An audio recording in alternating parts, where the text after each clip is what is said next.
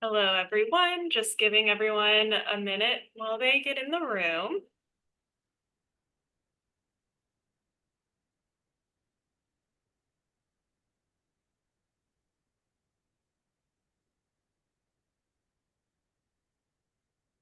Okay, hi, welcome. Good morning, good afternoon. Thank you for joining us for today's webinar, Leading with Humility, presented by the Supporting Organizational Sustainability Institute. This webinar will be presented in English with Spanish and ASL interpretation. So before we start the webinar, I'm going to turn it over to our interpreters to help support you with logistics for interpretation. We do also have captioning available. Thank you, Abby, and good morning and afternoon, everyone. My name is Sandra, and I am going to be your interpreter in Spanish along with Annabelle. And as Abby already mentioned, there will also be ASL interpretation available. We are going to give you quick instructions to access the Zoom interpretation feature. So we'll do it in English and Spanish so that everyone can access language. Buenos días a todos, mi nombre es Sandra, estoy con mi cointérprete Anabel y nosotras vamos a ser las intérpretes en español el día de hoy. También habrá interpretación en lengua de señas estadounidense disponible y vamos a darles unas instrucciones para acceder al símbolo a la interpretación de Zoom. Entonces lo vamos a hacer en inglés y en español. So to access the English channel, please go to the globe icon at the bottom of your screen, click it, and then you will find the option to choose the language of your preference, either English or Spanish. Remember, if you're joining from a Chromebook computer or a phone call, you won't have access to this feature. Do not mute original audio or you won't be able to hear the main room. Si están uniéndose desde una computadora, pueden hacer clic en el globo terráqueo que está al centro inferior de su pantalla, que dice la opción interpretación.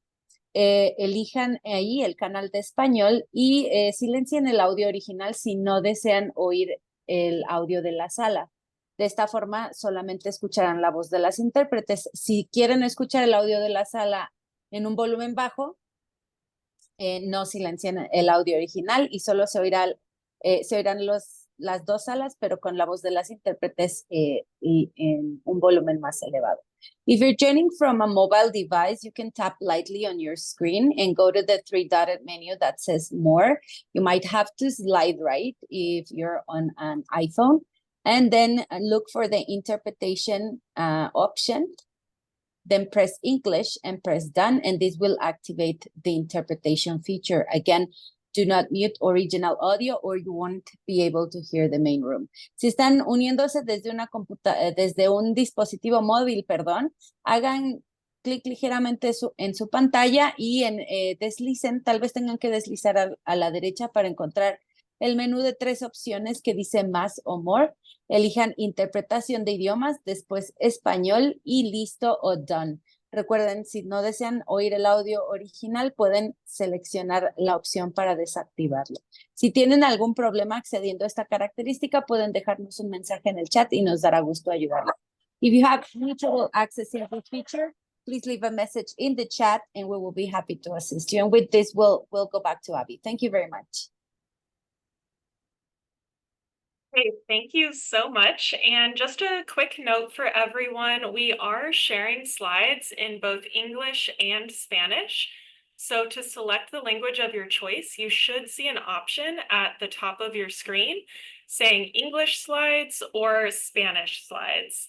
So please, if you are seeing the incorrect language, go to the top of your screen and select the language that you need. If you're having issues, please feel free to chat the hosts and panelists, and we will try to help you. So thank you again for joining us for the webinar today, Leading with Humility. I'm really excited to hand it over to our presenters in just a minute. First, I wanted to introduce our Supporting Organizational Sustainability Project, which is the host of this webinar today. So the SOS Institute provides support and technical assistance on organizational sustainability and skill building for community-based organizations addressing domestic violence, dating violence, sexual assault, stalking, and human trafficking. As a part of this project, we offer technical assistance support, tools and resources, webinars like this one, workshops, and interactive multi-day trainings and one-on-one support. So we will share a link to join our mailing list. You can also indicate that you'd like to stay in touch with us in the evaluation, and just know that we are here to support you around any of those needs. We are funded through the Office on Violence Against Women, so much of our trainings and resources are directed toward OVW grantees and partner organizations or potential grantees. We can go to the next slide. So just noting to please take care of yourselves during our session today. If you need some water, some coffee, maybe if you're feeling hungry and you need to grab a snack, please feel free to do that. You can stretch at any time. We are going to be together for the next 90 minutes, so I would highly recommend that. And then we also have a virtual workbook for you that we will share in the chat in both English and Spanish. So you can use that to follow along with some of the discussion questions that we have, or save it for yourself to fill out later as you reflect on some of what we've talked about today. You can also feel free to grab a paper and pen to take some notes if that would be helpful as well. We'd also love it if you can introduce yourself in the chat and just share your name, your pronouns, the organization you're joining from, maybe your role at that organization, and then the city where you're located. Oh, and it looks like chat was disabled, but maybe now it's back on. Thanks for letting us know. So we can go ahead to the next slide. Okay, so today we are really going to get into how leading with humility can help build a supportive, transparent organizational culture. We'll do this by addressing some of the unique challenges that leaders of color face, and we'll also share strategies for fostering psychological safety, embracing feedback, and building trust within your team. So our learning objectives for today are really about clarifying the elements and characteristics of what it means to lead with humility. We'll explore how organizations how organizations serving survivors of gender-based violence can benefit from leadership grounded in humility. And we'll also apply strategies to foster a culture of collaboration, build trust, vulnerability, and empowerment. One last thing is I just wanted to thank you all also for submitting your questions in the registration. Many of those will be addressed in our content today, and we'll also have an opportunity to get to a couple of them at the end of our session.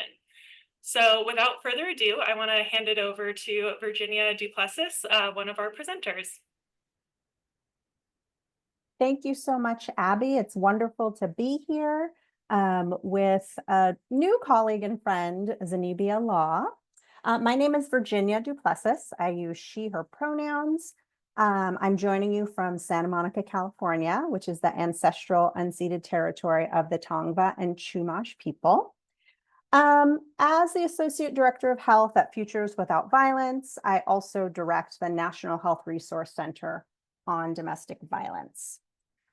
Some bios are going to be shared in the chat, so we're going to keep this very brief, but I did want to introduce my co-presenter, Zenobia Law, who is the Senior Director of Community Services at the Center for Women and Families in Jeffersonville, Indiana.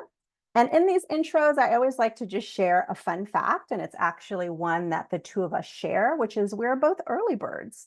Zenobia has me beat a little bit because she wakes up between 4:30 and 5 every morning to get in her meditation, to move her body. And I bet this is something that really helps her practice of being a humble leader. So with that, I'm going to invite Zenobia to add anything else she'd like to share. Yeah, I am glad to be here with everyone today. And as Virginia said, I am with the Center for Women and Families.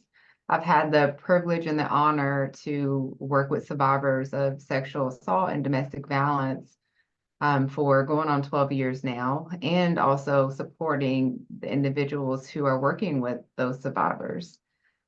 So I am just excited to talk about, using humility in our practices as leaders. So this is an exciting topic for me.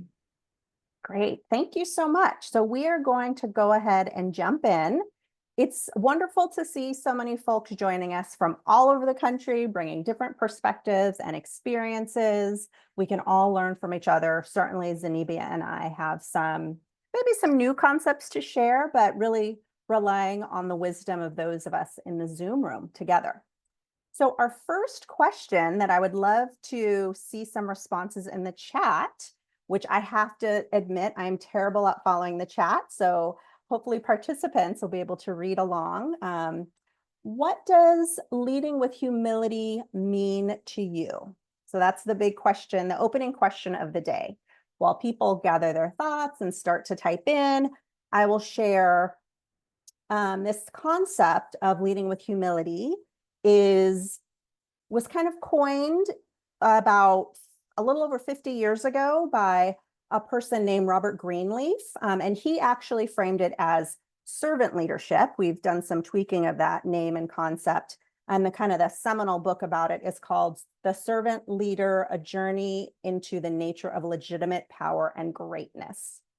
And so when we think about humility, I hate to resort to looking at a thesaurus or a dictionary, but you will notice that the opposite of humility is actually arrogance. So how can we be leaders who are not motivated by our own ego?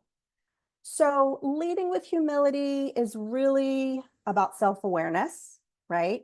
It's about being able to admit when you've made a mistake or you don't know the answer to something. It is being generous, sharing credit with our team members, our colleagues, and really appreciating others' contributions and considering other people's opinions. So a lot of the questions that we got before the webinar were right in line with thinking about how we can integrate this perspective and these practices into our role as leaders. All right, and I see in the chat some of the things that are being called out as leading with humility, not believing you know it all, asking about needs and barriers. It's relationship based, being willing to hold space as a learner versus an expert, being humble, leading with and by compassion and by example. So although we have this fancy term, leading with humility, the concept of humility is one obviously that expands not just as leaders, but as people moving through the world. Being open to feedback and a commitment to growth. I saw someone asked about the title of the book. I'll put it in the chat. Zenobia, did you want to add anything in terms of your own definition of what it looks like or what leading with humility means to you? Yeah, I think, we have our work cut out for us because, looking in the chat, you all are really versed in what it means to be, a leader who leads with humility. And I know that for me, one of the biggest things is around, knowing that it's okay to make mistakes as a leader, but we also have to own up to when we do make those mistakes and then being able to fix it when we have made those mistakes. So I would just add that really. Great. So we're going to move to the next slide. And I wanted to also just share this quote that I found, because of course our role as leaders does not happen in a vacuum. It's in the context of our world, of our community. And this is a quote from actually the Harvard Business Review. They have a lot of information about humble leadership. It's from a post called "If Humility is So Important, Why Are Leaders So Arrogant?" So here's the quote by Bill Taylor. "We live in a world where ego gets attention, but modesty gets results, where arrogance makes headlines, but humility makes a difference, which means that all of us as leaders or aspiring leaders face questions of our own. Are we confident enough to stay humble? Are we strong enough to admit we don't have all the answers?" So just really keeping that quote in the back of your mind as we move through this content today. So why be a humble leader? Thinking about results and outcomes, what the benefits can be. Certainly, as people have shared in the chat, a big piece of this is fostering collaboration. And we know that when people feel that they are an important part of a team, part of a bigger picture, they have, they're more creative and higher job satisfaction. So really thinking about, how humble leadership and this spirit of collaboration can foster that among all of your team members. Empowering team members. So humble leadership really helps people be self-motivated, again, creative, because there is not this sense of being micromanaged or, not having the freedom to really think about how they can do their jobs better, do their jobs to meet the standards that are created. And so we really see that this humble leadership can improve outcomes for the work that people are doing. We also see increases in individual and organizational resiliency. So things happen, there are problems, there are conflicts, but if you are in a setting that is led by a humble leader, the ability to really address those problems, challenges, and bounce back is a lot higher.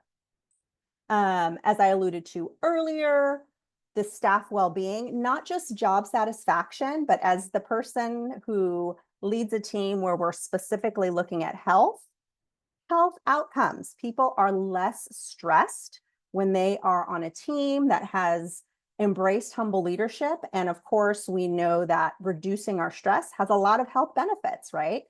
Very concrete things like heart disease, chronic pain. So not only are we improving our team's wellness while they're at work, but also when they're in their families and in their communities.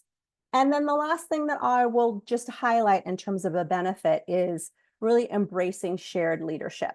So even for folks that are leading teams, being the only person is hard, right? And so we want to make sure that we are encouraging and prioritizing leadership of others on our team. So we are not the one person at the top who is doing it alone. And I know that the SOS Institute has a lot of resources on how to really operationalize this idea of shared leadership. Next slide.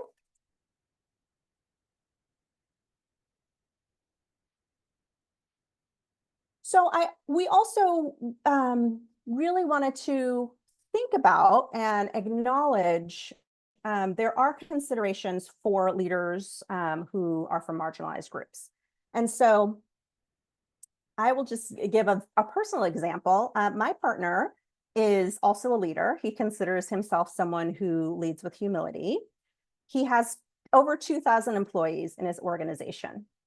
And he can see that he has a different kind of privilege and positional power as a white man, and when we take a look at the end of the day, when we're at dinner and talking about, how our days have been and kind of things that we've had to manage and struggle as a Black woman versus him moving through the world as a white man, very different. And so thinking about when people are leaders and they are also members of groups that have been marginalized and oppressed,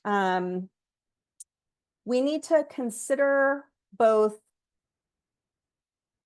today's world, right? And how folks are being seen because of their identities, and also the history of groups who have been marginalized and oppressed, not given the opportunity to be leaders, right? There is a little bit of a vacuum when it comes to leadership for people of color, people with disabilities, people who are immigrants. And so really wanting to figure out how we can help lift up those voices and experiences and make sure that they also have an opportunity to be leaders.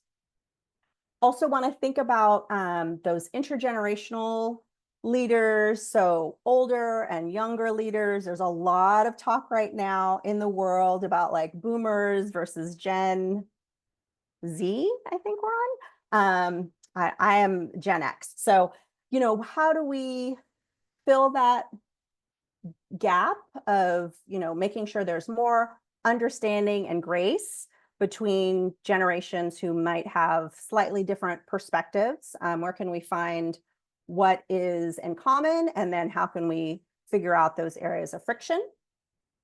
And then, of course, being a new leader, I have been in my position for about almost 4 years now. So I do still consider myself a new leader, and what it means to try to really embrace this role, and also know that I have unique experiences that other leaders might not have, in terms of really facing microaggressions and gaslighting, often having to serve as coming to the defense of other staff of color, and kind of being that spokesperson, as a woman of color leader. Zenobia, I would love to hear from you, as you noodle on these considerations, what you would like to add. Yeah, I think you bring up some really good points in just figuring out, how do we balance when we are a part of this group, right?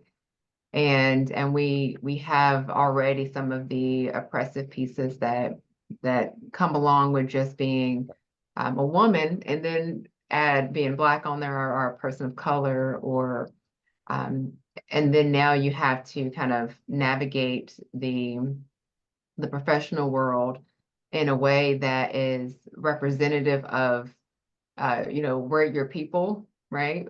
But also of yourself. So we play that fine balance of trying to create opportunities for those who are coming behind us and beside us. And really balancing that can be challenging. And I like to tell people all the time, it is good that we talk about these things, because it can really be easy for us to feel isolated when we think that nobody else is experiencing those microaggressions or those different things that we know are happening. So Yeah, and it's so kind of a mind trip to think about talking about this in a particular space of, addressing gender-based violence, because for the folks in programs that we serve, that is one of the main things, right, that we're trying to do, is reduce that isolation and to connect survivors with supports that they want, need, and deserve. How can we also build leadership structures that are doing something similar? And this idea of mentorship, how can I find someone who looks like me, comes from a similar background, community, that can really help me navigate not just the nitty-gritty of like federal reports and, program planning, but all of the nuances that go into leading a really diverse team. yeah, that extra layer. Yeah. All right, we'll move to the next slide.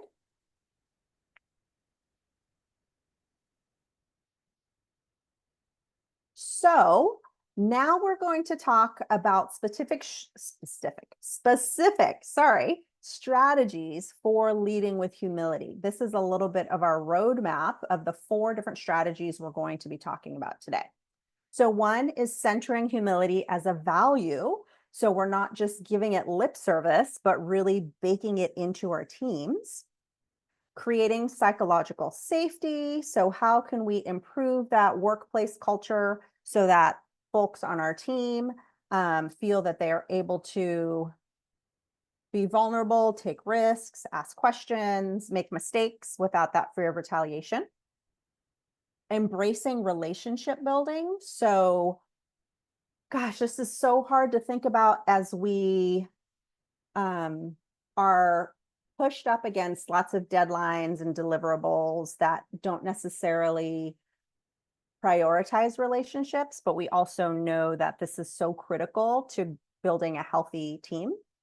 And then prioritizing accountability and feedback. And I think that this is actually the area where we got a lot of questions and comments for folks that registered to think about how can we balance accountability and feedback for ourselves and for people on our team using this framework of humble leadership. So we're going to move to this first strategy, centering humility as a value. And I'm going to share a little bit of an experience or story. So as the National Health Initiative to Address Violence and Abuse, that is really a mouthful for the work that we do on the health team. One of the important steps that we took was to create a list of our team values. And so that we could make sure that all of the work that we're doing together and doing apart sometimes is really aligning with what we know, believe, feel in our bones is important. And so one of those values was really thinking about humility and the privilege that we hold as these national technical assistance providers. So here is the value that we created. We aim to be mindful of our individual privileges and identities and how they may show up in our work. We acknowledge that we don't have all the answers. We communicate and seek feedback from others. So although we have this fancy title as a training and technical assistance provider, we know that it's actually being in a community and learning from others where we do our best work. And knowing our lane, knowing our limits, uplifting the voices and contributions of other people kind of globally. And I bring that, I hope, to my approach to leadership as well. So I also, as an individual, try to acknowledge that I don't have the answers, to always communicate with team members, get feedback, not in a way that is kind of shirking my own responsibilities, because I can't ignore that I do have positional power in the organization. But kind of thinking about what we shared in the beginning about having a team approach and working collaboratively. Now, Zenobia is going to share the next two strategies. Yeah, so, I think you've kind of set up this conversation really well to talk about, how do we create that psychological safety? And we do that when we're showing our staff respect and we're giving them permission to be able to bring things to the table, right? It's giving them the opportunity to be able to make mistakes and to learn and grow from them. So some of the elements of psychological safety are inclusion, learner safety, contributor safety, and then also just, again, being able to provide some opportunities for them. So when we think about inclusion with our environments, right, we're really saying that we accept you for the person who you are today in this moment. And we're creating a sense of belonging and creating opportunities for people to feel that belonging and to know that we respect them and accept them. So when we work toward this, it means that we're listening and that we're giving them opportunity to be able to express themselves and be themselves in those spaces. It's also us being able to acknowledge and let them know, that verbally and in writing and different ways of communicating with them, that they are valued and they are appreciated. We appreciate what they bring to the table. When we move into thinking about learner safety, that learner safety is really, the feeling that they're able to learn without the fear of having embarrassment or shame, right? So as leaders, what we're doing is we're creating those opportunities. And it looks like that, one of the things that when I'm training someone for the first time, and as they're especially getting to know me as a trainer and as a leader, I'm letting them know you're going to make a mistake. It's 100% a guarantee that you're not going to do something perfect, and that you and I will work through that together. That we have a culture of learning here, and we will be able to get through that. So being able to be clear that that is the culture that you have creates that learner safety, right? Because then they're able to learn and grow from those mistakes. And then one of the ones that I also like is the contributor safety. And I have a funny story about this. Just it's funny to me now, but contributor safety is when we embrace that free thought, that what we like to call productive conflict. And the funny story is, being in a leadership position, I was in a meeting with a few people, and it was another leader who wasn't familiar with my leadership style. And in the meeting, we had some of my direct reports, and we were discussing a topic, and I allowed them they got passionate about it. They were expressing a lot of passion, a lot of energy. You all know what I mean by that. And at the end of it, we were able to come to a solution, and all that it was great. But the leader pulled me to the side, and they were like, they challenged your authority. And I was like, no, they didn't challenge my authority. We have that type of relationship where I expect for them to give me the raw deal. Like, let me know truly, truly what it is that is on your mind and what your thoughts are, because ultimately we learn and we grow from each other. And if we don't have those challenges in the workplace, the productive conflicts, then we lose opportunities for our teams to be creative. And that creativity is what really moves us toward innovation and being able to think outside of the box. So that's what contributor safety kind of means to me in real time and what it looks like. And then another piece too is just having that healthy dialogue. So when you're working with people, them knowing that you have kind of that open door policy, that you are willing to listen, that you are willing to have hard conversations, and do those hard conversations with a sense of empathy first, right? Because to me, empathy first is really about, you are acknowledging that the employee, that person in front of you is a person first, and we can connect on that level. Even if I don't know all of the things that you've experienced, I can still connect to you on that personal level. And that helps to show that person that you're in it together, and that I take your concern to heart, and I'll be able to support you through that process.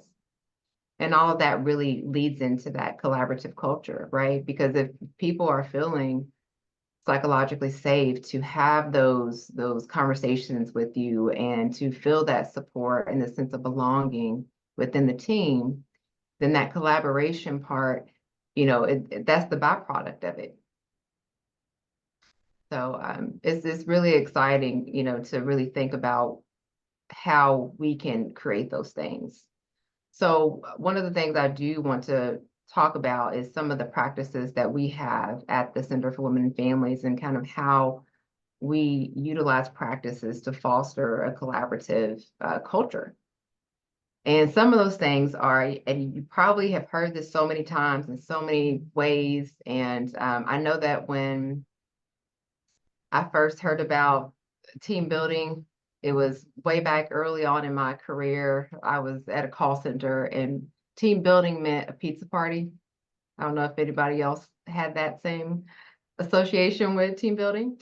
But really, it's not just a pizza party, right? It's about being intentional about the things that are going to support your staff's well-being. So these are activities and opportunities where you are able to let them know it's okay for us to have fun together, that having fun together, laughing together, like that's helping to build the resiliency especially when the work that we do on a day-to-day basis, it's challenging. It's challenging, and it can really have a toll, take a toll and an impact on our mental health and our well-being. So having fun together as a team is really, how we embrace that team building. And one of the things that we do at the center is we have what's called a well-being committee. And that committee essentially is made up of the team. So we have it's voluntary. They get to decide if they want to participate. And they essentially come up with ideas that create opportunities for staff to engage in well-being while they are at work. So sometimes that looks like maybe we have a stretch break.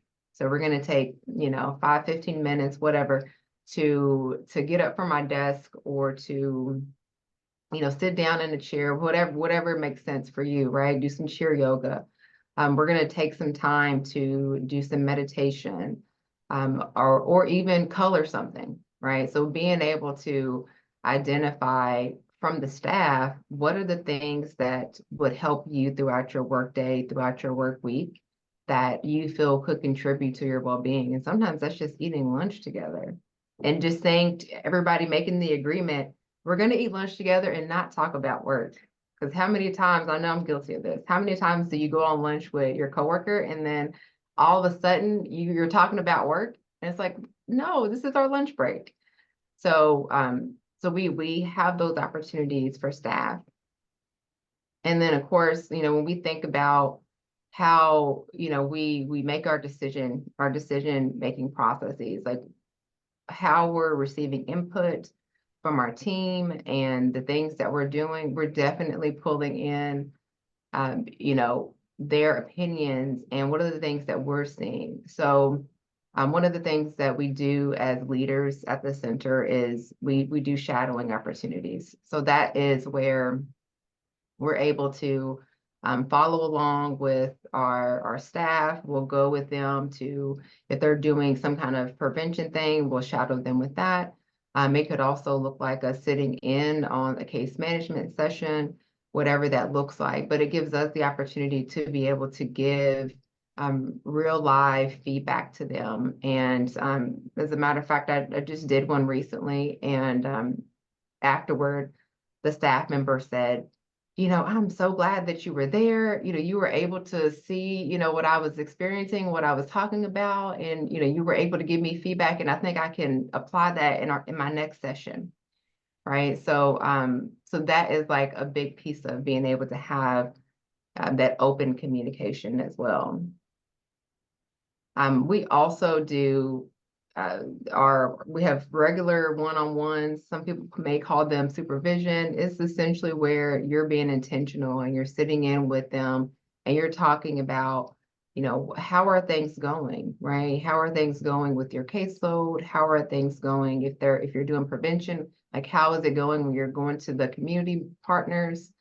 And just really being intentional about what are the things that they need support around. That's also a good opportunity where we will ask for feedback. What am I doing that you want me to stop doing? What am I doing that you want me to keep doing? And what am I not doing? Like, what do you need me to do?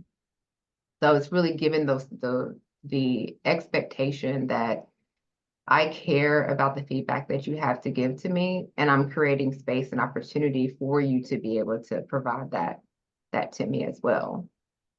So those are some of the strategies that we use, and I'm sure that there are strategies that you all use as well. I don't think we have time to go over those right now, but if you have those strategies and you want to share them in the chat, like, please feel free to do that. And, people can have the opportunity to see what great work you all are doing to help, foster a collaborative culture in your organizations.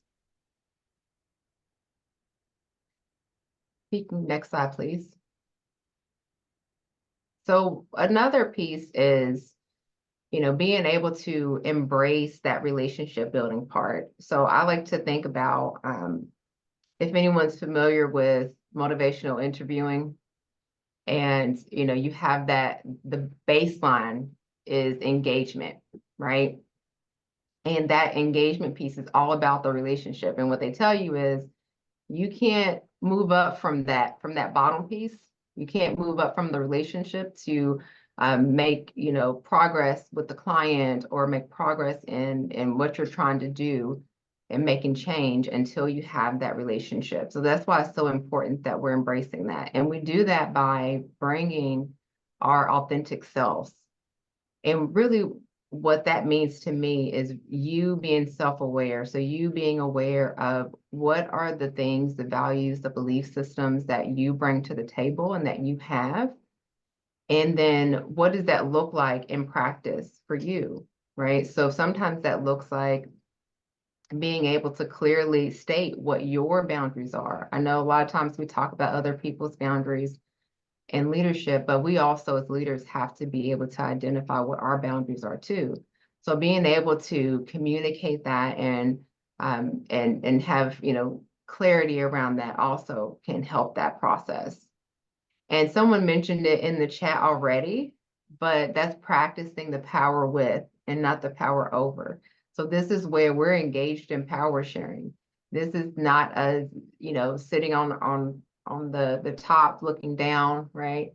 And saying, you do this because I'm the boss. In fact, I don't like my staff to call me the boss. I'm like, don't call me boss. I say, call me Z.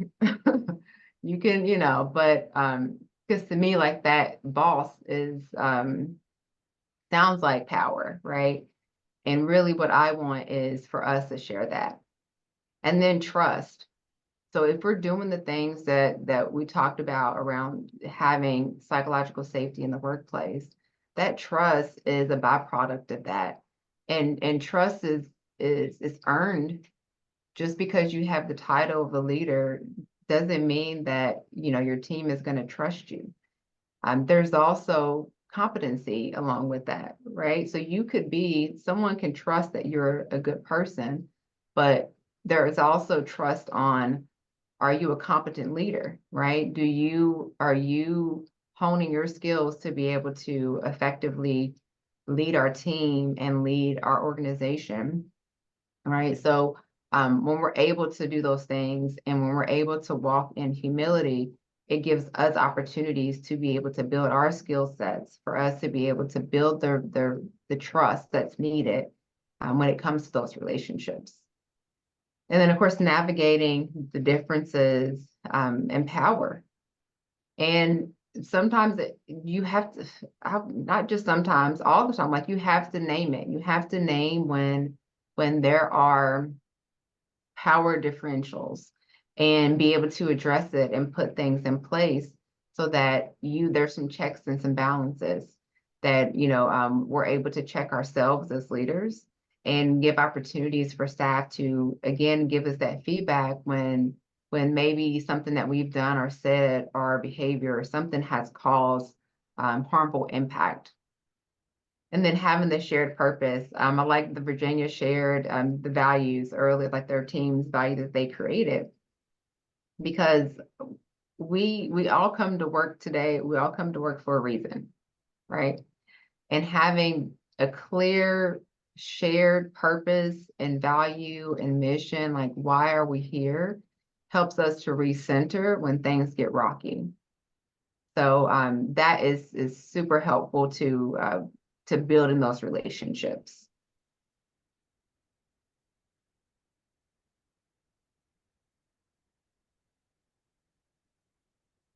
And Virginia, I think you have the next slide. You're going to talk about how do we prioritize.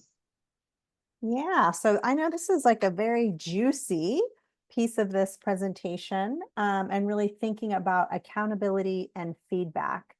And it is important to note that this becomes less tense, I think, if you have implemented the 3 previous strategies that we talked about in terms of centering humility as a value, creating that psychological safety, and really embracing relationship building. If those things are in place, then conversations around accountability and feedback can be more open and kind of entered into with less defensiveness and fear. And so I think that's part of why we leave this one until the end, because it's so important to have that groundwork already done. So when we think about accountability, really thinking about positive accountability. So, moving away from defensiveness, putting responsibility on other people, taking ownership, right? Making sure that you are engaged in a conversation. It's not,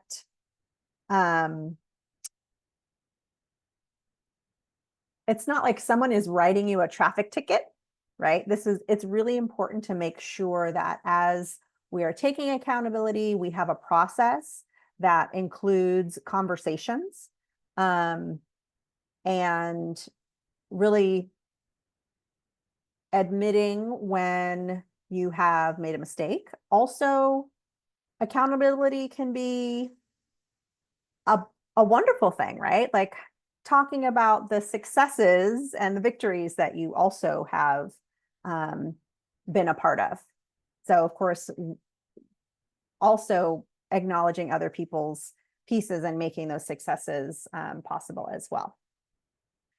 As leaders, sometimes we got to take accountability for results we are not in control of. So again, one of the responsibilities that we have, because we are given this positional power, because we often have higher salaries, just, bluntly, than other folks that are on our team, and have that kind of responsibility to see the big picture.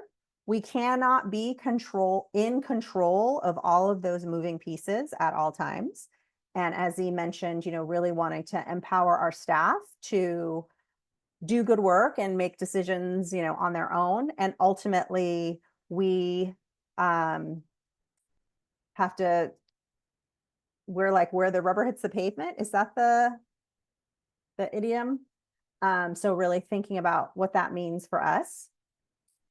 And all of this is in the context of remembering that if we want to create a staff culture of a team culture of accountability for folks that we manage, coach, supervise, we need to have that for ourselves, right? And so conversations about accountability are not just, okay, it's time for me to review the people on my staff, but it's also what are the measures that we're looking at for my performance and work, and how can we make sure that there's a way that folks understand how they can also provide that feedback. So great segue into the second concept of feedback and really welcoming it. I mean, I know none of us wants to be in a position where we are being told like you're doing a bad job. And so how can we frame conversations around feedback that are open and also actionable and realistic, right? And so thinking about how we can build, because we have created that safety, because we have really thought about relationship building, what is the process that we are going to seek out feedback from others, hear it and accept it. And then, of course, it's not just receiving it, but also acting on it and communicating to other people on the team what you're going to do, right? Once that feedback is received. And it's not just like a person giving feedback, a person receiving it, but really thinking about having it be a dialogue, making sure that if you have multiple teams in your organization, there's some feedback opportunities there and across the organization. I'm sure that many of us on this webinar have an experience of feeling very siloed, right? And kind of maybe having other projects or teams within our own organization where we're not super connected or necessarily know a lot about what's going on. And so how can we build additional opportunities to be in partnership and collaborate across our organization? And then the last piece that I'll just focus on around feedback is, oh boy, challenging this idea of perfectionism. And many of us over the past probably 5 or so years have really been thinking about, the habits of white supremacy, how that shows up in our work. And one of them is this idea of perfectionism and, the good and perfect being the enemy of good. Is that how it is? I have to stop trying to do idioms because I never get them right. But, we can't hold ourselves to a standard where quote unquote perfect is the only acceptable outcome. And figuring out as leaders how we can resist that. I could share many examples of, sharing feedback on different projects, whether it's a resource or an event, and having to really think about, okay, that's not the way I would do it, but that's okay, and really valuing the contributions and strengths and creativity of other people on my team, rather than feeling like there's one right way to do things, which is my way, because that doesn't serve anyone at all. All right, so why don't we move to the next slide? And we're going to do a Zoom poll. And remember that Zoom polls are completely anonymous. And so there's a Likert scale here. You're going to answer this question: what is your comfort level addressing and responding to mistakes made by the staff you supervise?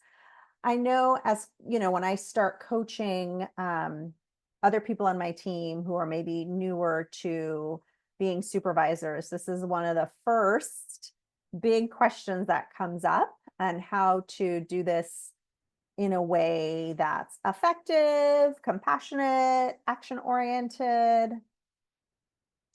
All right, so the scale is from 1 to 10, how comfortable you are. Oh, I think all of them are showing up. Okay, sorry, I'm a Zoom poll newbie. The next question is, what is your comfort level addressing and responding mistakes you make? So really having to think about our own humility and arrogance and ego and vulnerability.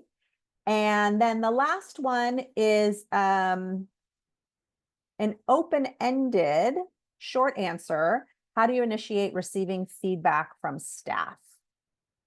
All right, so I feel like I should do the Final Jeopardy little jingle here as we wait for responses to come in. We got great participation here, over 100 people answering the questions. So on a scale of 1 to 10, comfort level addressing and responding to mistakes made by the staff you supervise, it's around a 7 or 8. Okay. And then let's take a look. I'm going to compare that to the next question. What is your comfort level addressing and responding to mistakes made by the staff you supervise? Oh, I'm sorry. That's the same question. What is your comfort level addressing and responding to mistakes you make? That's more of an 8 or a 9. Okay. Zenobia, does this surprise you? Has this been your kind of experience, or where you would have gone with your gut? I think it would have been cool to see how long they've been in the leadership role. Yes. Right, because I think, as we grow in a leader, right, we learn the techniques, we learn how to do the disc with addressing concerns with our client, with our staff, right? We learn those different principles, we learn the coach, all that.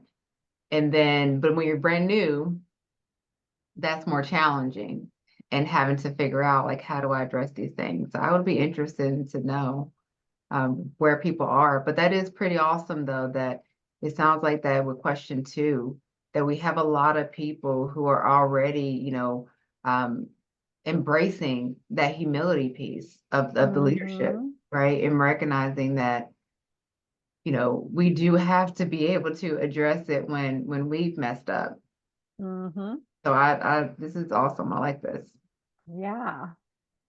And let's see if we can get any responses, some shout outs for that third question, which is a short answer question. How do you initiate receiving feedback from staff? Do we know how we can access those responses? I mean, I personally do not know. No. Okay. That's okay. We're going to move on. If anyone wants to share in the chat, knowing that it's not anonymous, you are welcome to talk about how you initiate receiving feedback from staff. Yeah, it looks like a lot of people answered, so I apologize. How can I support you in your role? Ask. I welcome you to let me know if I could have gone about that in a way that would have worked better for you. Yep.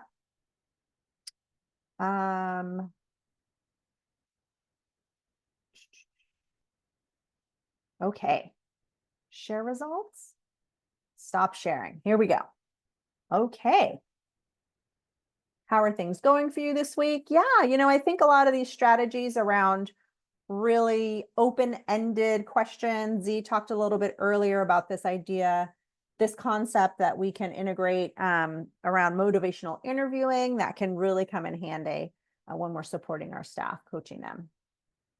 What does my support look like for you? I am never the smartest. Oh boy, see, people are typing in so fast, I can't even read them. I admitted mistakes to my kids, so it made it easier once I was in a leadership position. Ooh, being a parent will put you in that humble place real quick. All right, thanks folks for sharing your responses in the poll and also in the chat. So we're going to move to the next slide that talks about the 4 parts of accountability.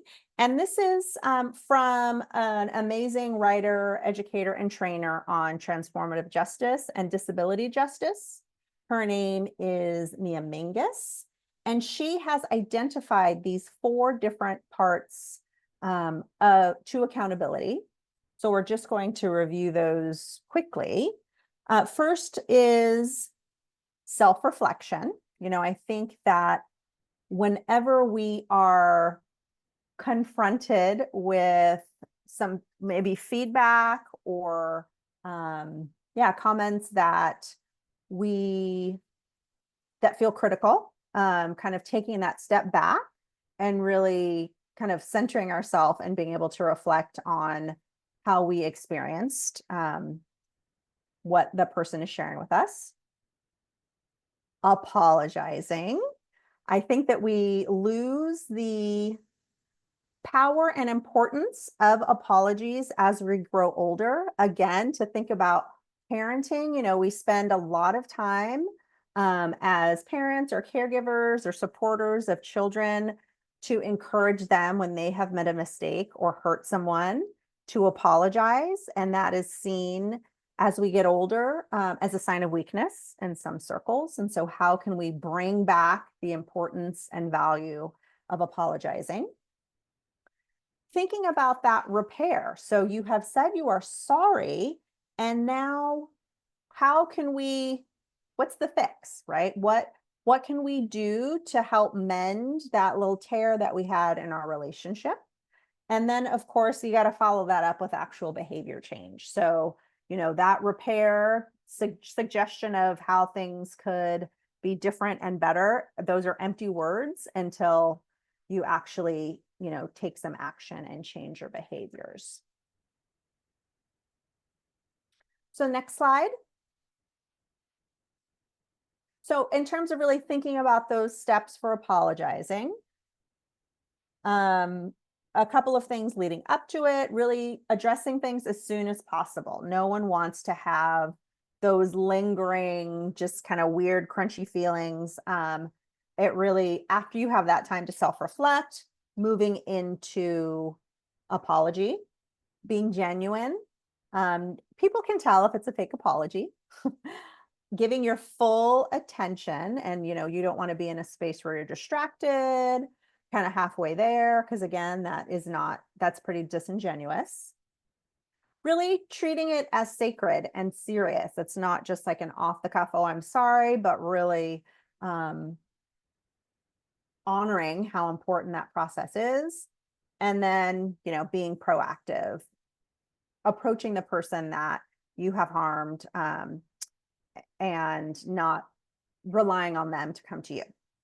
So the steps of the apology, again, this is from a resource by Mia Mingus. You got to say that you're sorry. Those words, I am sorry, are really powerful. I'm sure in receiving apologies, thinking back to times where we have heard someone say, I'm sorry, you can feel in your gut, how important and powerful that is. Naming the hurt or the harm. So it's not a general apology, but I am sorry for this specific thing that I did. And that helps the person who is receiving the apology really understand, again, that you are genuine in this apology. Naming the impact, really owning how this has affected the person that you're apologizing to. Taking responsibility by naming your actions, and then committing to not doing the hurt or harm again. So, those are kind of those key critical elements in an apology to repairing that relationship and being able to move forward in a positive way. All right, so we're going to move to the next slide. Okay, so you had a homework assignment. Hopefully you did it. That for you to start thinking about kind of a time where, and while you were a leader, where you maybe made a mistake, or maybe you didn't show up the best way that you felt that you could have potentially. And so that we can reflect on it together. So what I'm going to do is I'm going to be vulnerable with you all, and I'm going to share one of mine. So this was a situation that occurred, I would say, fairly earlier on in my leadership career. I was under a different leader at the time, and a different direct leader, and also different organizational executive leadership. And at the time, we made a decision in one of our transitions and within our program to change our operating hours. And we used those operating hours for a couple of years until we had new leadership that came in. And by this time, I had received another promotion, and I was still operating under the impression that the operating hours that we had was okay until I met with my new leader. So my new leader, questioned kind of, I noticed that your hours of operation in this location is different from the other locations.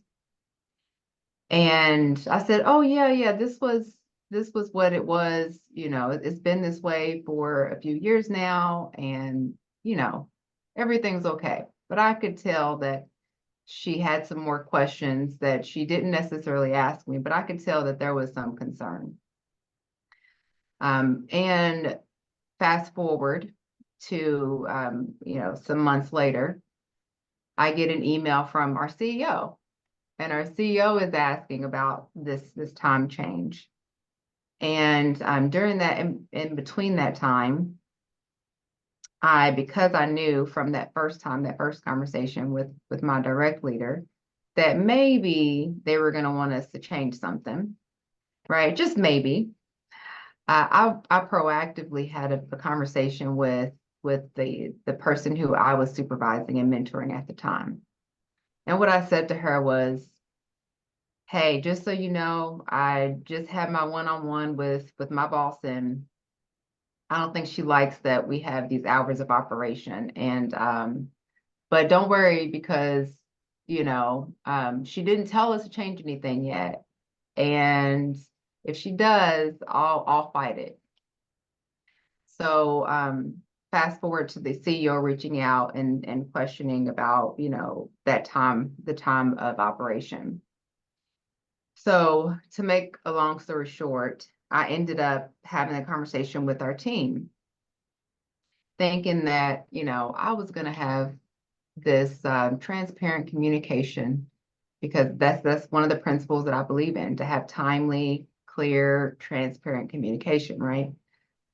So I decided to say to them, this change is going to be happening, and or this change may be happening over the next couple of months. I'm not quite sure, but don't worry, I have your back. I'll fight for us to continue to have these hours of operation. And I know some of you are like, oh man, fight for you, I have your back.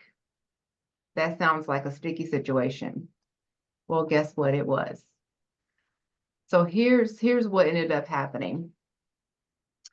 So time went by where we actually did have to implement the change. And what I noticed was a change in my team's perception of our executive team. So my leaders, the people who were above us, and that it became almost a culture of them versus us that I had unintentionally created, because I was the good guy, right? The good woman, the good leader who was, I'm going to fight for you and I'm advocating for you and I got your back. And when I started to see the change in the team, that caused me to pause and to reflect, like what has happened here? Now, when we have a visitor from, you know, our executive team, I can tell that there's tension here, right? So when I realized that, you know, I contributed to that behavior, I had to go back to the team and just let them know that, you know, although I don't regret being able to have an opportunity to share that a change was happening, the way that I delivered that was not okay. And the language that I used was not appropriate. I had to go back to the supervisor that I was mentoring, by the way. She followed me along this whole path. I had to go back and say, you know, sometimes it's how you say it and the way that you say it. And when we use words like, I'm going to fight for you, right? That makes it sound like that there's an opponent. But when we work for an organization, we all have a shared value. We all have the same mission. We're on the same team. So there's no fighting, right? So being able to figure out the correct language to be able to use. So I had to go back in and kind of step back on, I'll walk back what I said and how I said it. You know, later I had a meeting with one of the executives and just kind of talked to her about, you know, how I learned from that.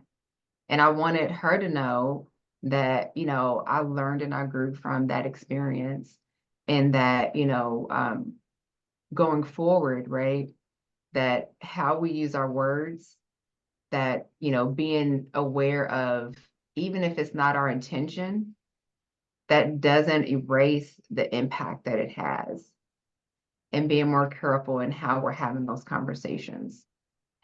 So that's what I took from that learning. And Yeah. I hope that you got something from that. And Ooh, there were yeah, just so many nuggets of wisdom and truth in there. And just to highlight some things that really stuck out for me in our quest to be seen as leaders, the mistake of creating that us versus them, right? We want our team members to feel like you have this kind of, like, you're wearing your shield and your metal. I'm picturing like a knight on a horse, right? And how that can be really damaging to, first of all, their own feelings of like agency, self-worth, self-advocacy, and of course managing relationships with other teams in our organizations. And then oh gosh, it's escaping my brain.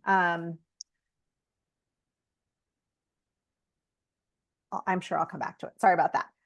But you know, I think that that example was a really powerful one, and in terms of really taking us through a process of how we can integrate more of these concepts of leading with humility into our everyday practice. All right, so of course we are coming, you know, very close to the end of our time. We do want to make sure we have some time for questions and answers. So we are going to skip the next couple of slides.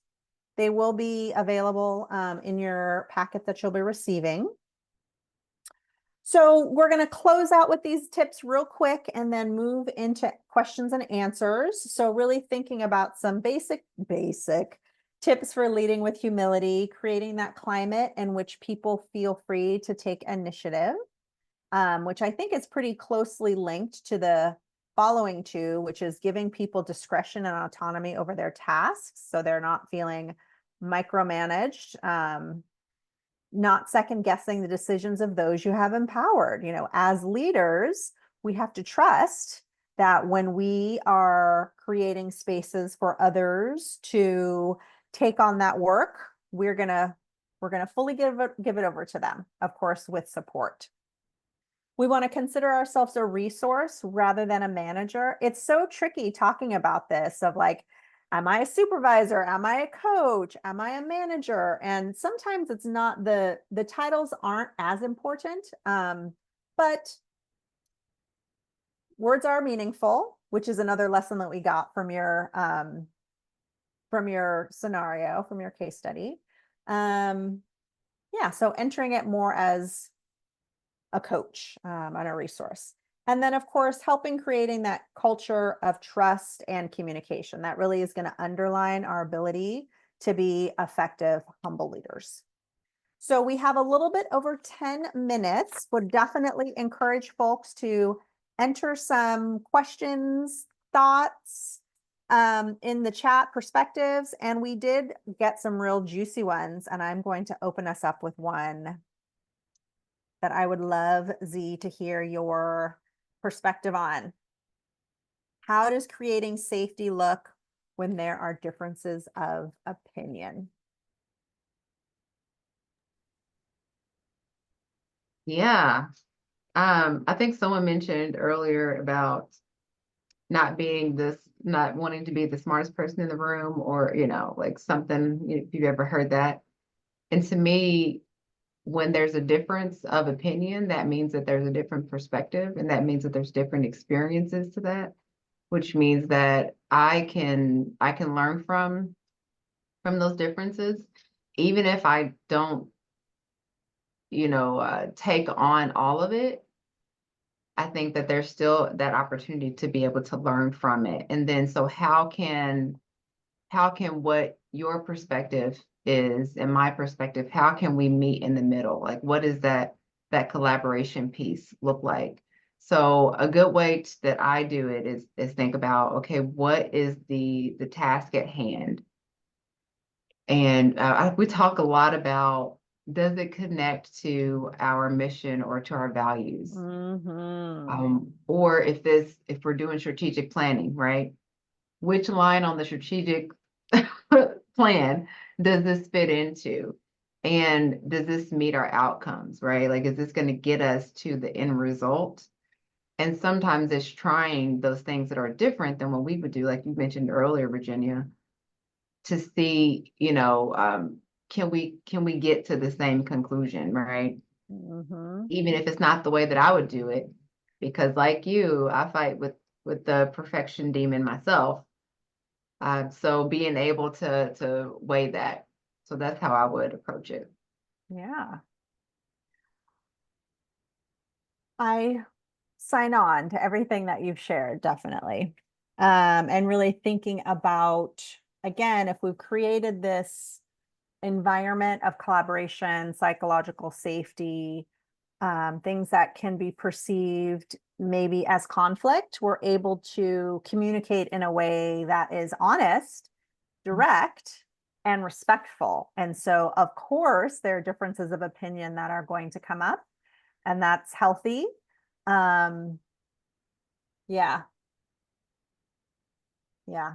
Okay, we have another super juicy one in the Q&A. I'm picking the hardest questions here. Oh boy. How do you create safety when there is someone actively sabotaging others? Hmm. Yeah, that's a good one. I think that goes back to like um how like having those regular coaching sessions, those Mhm. regular, one-to-one, creating opportunity for staff to be able to share things with you so that you can support that person, that individual who maybe is contributing to that toxic work environment. And, and really just helping that person again, like I like bringing it back again to the values of, like what brought you to work today? Like, why are you here? Right. So sometimes helping people to be able to reconnect with that can sometimes Mhm. help. And sometimes, we can as leaders, and this is a tough thing to say, right? But sometimes we do all the coaching, we give all the resources, we provide all the training, and sometimes that person's just not a fit for, the culture or for the organization or for the mission, right? Mhm. And sometimes that is a different conversation, that we have to have. Um, if someone is really struggling with the culture that you're trying to create. Yeah, definitely. Thank you for that. All right, we're going to take our last question from ones that were submitted during the registration. How how do you support a BIPOC advocate who has shared trauma from white leaders in the past and is reserved? These are some really I know. I love when folks are in it with us. I put you on the hot seat first several times, so I can go first. yeah, you go Um, first. so I'll I think, piggyback. yeah. So I do think that, as leaders of color, you and I have an opportunity to connect with folks, maybe in a different way in terms of shared experiences and history. I definitely would want to, first of all, kind of acknowledge and thank the person for being vulnerable and sharing that they've had that experience, ensuring them, of our coaching relationship, which information is confidential. And then think about, okay, so how can we make this relationship different? So that we can build that trust. It's totally understandable if you've been burned so many times in the past. It's going to be hard to believe that the next person in this role is going to support you. And so I would maybe lead with that. And then I did want to mention, plug my own program here that through the health team, we have a course specifically for BIPOC advocates of color on self-care and resiliency. And we're going to share that course in the chat because we have it starting up again in October. Z, what are your thoughts on this?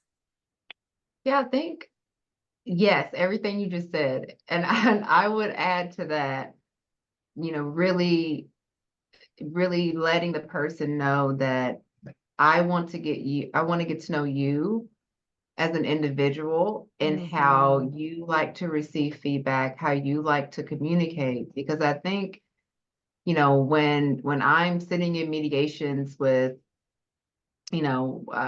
leaders or, with staff, a lot of it just boils down to the lack of communication or the misunderstanding within the communication. So if we are all coming from different experiences, different perspectives, different backgrounds, then it is inevitable that we are going to not always be able to communicate um, effectively in the beginning when we don't know each other's communication style, we don't know, what we're bringing to the table. So being able to just, say, I want to make sure that you and I have good communication, because that's Mhm. important to me. And I think that is the foundation, right?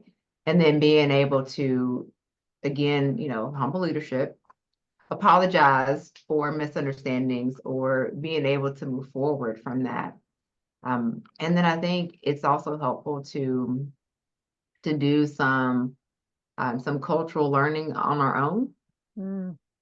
and not relying on the person in front of us who is maybe from a marginalized population, for them to educate us on things. Because I think Mhm. sometimes then, sometimes the burden can feel like it's on that person, and that Yeah. every coaching session I have to now tell you how, my people operate, right? Mhm. I think there's some of that too, with just, having the learner's mentality as a leader. And I'm going to Mhm. continue to try to hone my communication skills, hone my understanding of the different cultures that not only we serve, because I think we tend to do a good job on that, but also the staff members that I'm serving as well. Like, what are the things that they're dealing with as individuals who are working in this field?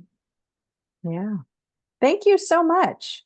Um, I have learned a lot from you, from, folks participating in the chat. And I think that is the spirit of today's webinar, is really entering this way of leadership with openness, vulnerability, and spirit of collaboration and learning.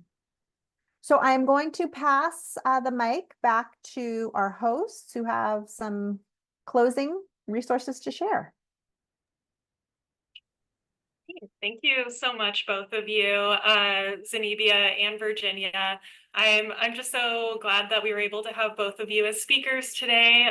Virginia was actually my supervisor for about a year when I first joined Future, so I can definitely co-sign on the strategies that she's shared, and she was one of the first people that came to mind for us when we were thinking about this webinar. And Zenobia has participated in our executive director leadership cohort. She's been on podcasts for the SOS Institute, and so she also was first of mind when we were thinking about this. And so I just really appreciate you both for sharing so much wisdom today. We do have 2 more webinars coming up soon that we wanted to share with you all that are connected to this topic. So the next one is on October 23rd, where we'll be getting into courageous conversations as a catalyst for generative conflict, courageous leadership, and greater impact. So we're really excited for that one, really having an opportunity to have more time to talk about challenging conversations, both as a leader, but also just as peer-to-peer, colleague-to-colleague.